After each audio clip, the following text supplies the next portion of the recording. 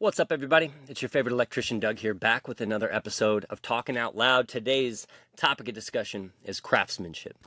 Now, this is a really big one for us at Lumen Brothers Electric and here at the Modern Electrician Podcast. Craftsmanship's a big deal out there, folks. It's what sets us apart from everybody else. And the thing I want to mention, first of all, about craftsmanship is that it takes time. Okay? If you're just getting started, you're just getting rolling, understand that it may be hard at first. But if you just try, if you just put your best effort into it, over time, you're gonna get better. And before too long, you're gonna realize that people are asking you, "Hey, how'd you do that? Where'd you get that? How do you understand that?" And it all just comes from asking questions and taking time. And primarily, craftsmanship stems from caring. Really, it's all you have to do is care. Caring is the seed of craftsmanship. Caring is what takes you from novice to expert. You got to take that seed of caring and plant it in your little electrician ground and nurture it, because over time, you're just going to get better and better. If you don't know something, if you don't understand something, ask questions, take initiative, research it. If something's not standing out to you, you should want to know why, and you should feel uncomfortable if you don't understand it. That I feel that way when I was first getting started. If something, even now as a master electrician, if I don't understand something, I don't just leave it at that.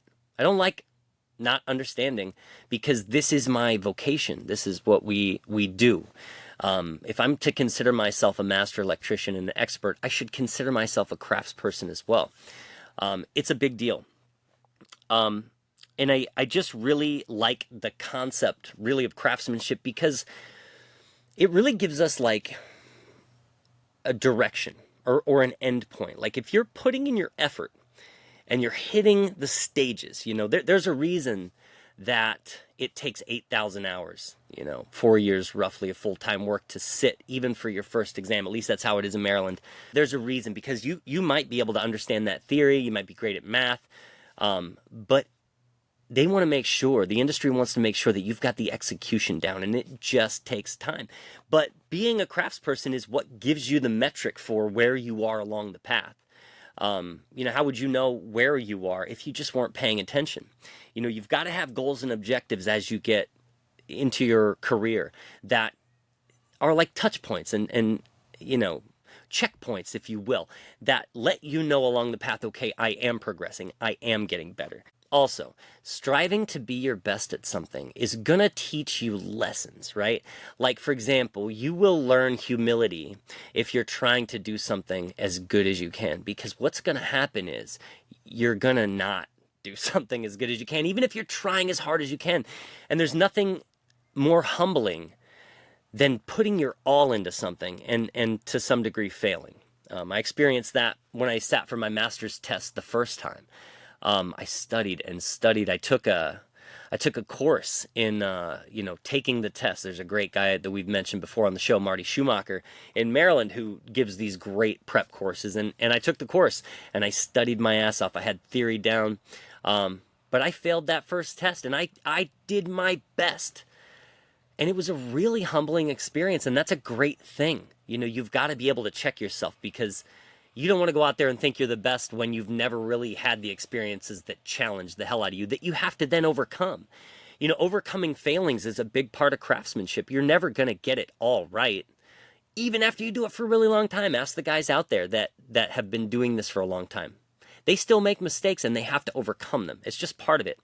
And I think that for those of us who care about this craft, one metric that should show you that you are a craftsperson is if you're irritated when you find poor craftsmanship or when you see poor craftsmanship. I mean, how many of us will go out to dinner and annoy our partner or our friends because we're just staring at the poor quality of work that's in the ceiling of this restaurant or whatever the case may be? I was in an Airbnb this summer with my family, and I'm sitting on a seat looking at the kitchen, and I call my cousin over. I'm like, "Come here, man. Can you sit down with me?" And he sits down, like, "Yeah, what's up?" I'm like, "Do those pendants look even to you?" And he's like, "No." It's things like that where you're like, your eye should be so tuned in. You should be able to notice color temperature differences, the slightest, things like that. That's the mark of a craftsperson, you know? It's the finite details that you focus on, that you want to get down. It's all the tricks that you want to understand. You know, we're all following each other online, trying to watch for those little tiny things that each person's doing, and that makes you a craftsperson. You should be proud of yourself if that's how you feel, because that is an indicator that you care. And what did we say before? Caring is the mark of a craftsperson. You know, I think it's our responsibility also to set the tone in this industry. Like the way that society looks at us as tradespeople, blue collar people, we're the ones who determine that. So if you show up at a person's house and you look like crap, you didn't brush your teeth, and you come in and you're grumpy and you don't do good work, what are they going to think of us as tradespeople? What are they going to think about the prices we give them? It's not worth it, because the truth is, a homeowner can do their own shitty work. They don't need to hire us to do that for them. Do you know what I'm saying? So they hire us and pay us the big bucks because we come in and they can notice the difference. Even on the most minuscule things, it looks way better when you care. And that's what sets us apart. That's what sets the tone in the industry. That's what helps people understand how they should view tradespeople, right?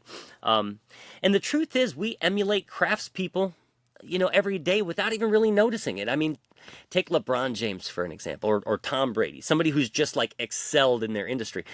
Those are craftsmen. They care so much about every finite detail, and they put so much extra effort into making sure all of those little things balance out and are at the highest level possible. That's why they excel. That's why they set the standard for everybody in that industry, because they're craftspeople. And I think it's just really important for us to embrace that. I mean, that's something we should be proud about. You know, when you drive around town and you point out, hey man, I wired that. Look at that. Look at that. How many of us, we all do that.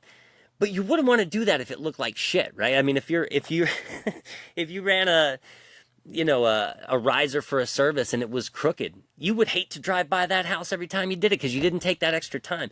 It's those things that make us proud of ourselves and the work that we do. You know, we want to do the thing that stands out.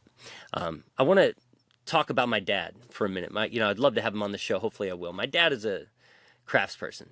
He's been he's a body man. He works on repairing cars, and he's been doing that for almost 50 years, if not 50.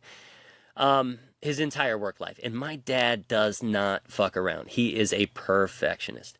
And like, I'll go to car shows with him. It's great. Summertime, I'll go visit my dad. He hosts a car show every year with his company. And he and his boys, they all have their completely restored historic vehicles. They look beautiful. They roll together in a posse to these car shows, drink beer, and win tons of awards and trophies and stuff. Because they are so good at it. He cares so much, and he's such a perfectionist. So when I follow him around a car show, he's who I like to walk with, because I'm always asking him, like, what are you looking for? You know, because I don't know. I think all those cars look great. But he sees flaws in all of them. And he always tells me he's looking for the flawless vehicle.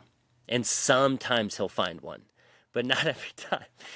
And the truth is, like, he's restored a handful of vehicles that I will most likely inherit. And that's his legacy. That's what he leaves behind. I mean, he won't be here forever, and neither will we. What's the legacy you want to leave behind? Do you want to leave shitty work behind and be like, yeah, I did a thing for my entire life and I really didn't care? That's what you want to leave for your kids? Come on, man. We need to put the effort in to be the best version of ourselves. And that's my belief, in my opinion. That's our belief here at this show. Craftsmanship matters.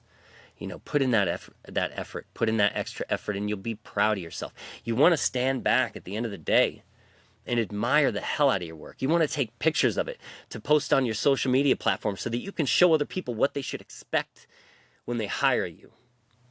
You know, it should be the feather in your cap, your craftsmanship. So get out there and think about that. Have that in mind, and I know a lot of you already do.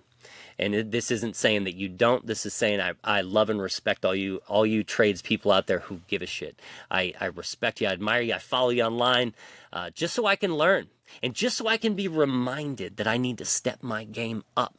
You know, we should all be competitive with ourselves. We should all try to do something better the next time. You know, nothing's worse than making the same mistake twice. You know, you're going to make mistakes, you know, and they'll humble you, like we said, but we should be striving to be better all the time. That's my thought. I'd love to hear what you guys think about that. What are your thoughts on craftsmanship? Do you think it's I'm just pissing in the wind here? Do you agree with me? What are your thoughts? What are some examples of something that you've seen that was terrible, that just frustrated the hell out of you when you saw it? Love to hear from you. We also have these brand new modern electrician snapback. They're called grandpa hats. I don't know why they call them that. They've got this white. Apparently, grandpas like these hats. So if you're a grandpa and you'd like to purchase one, they're for sale on our website. If you're a tradesperson, you followed the show, come get your hat. ModernElectricianPod.com. You can also join our Patreon account. Be part of the team. Help us grow this show. That's it, y'all. Hopefully you like this episode. We'll see you on the next one.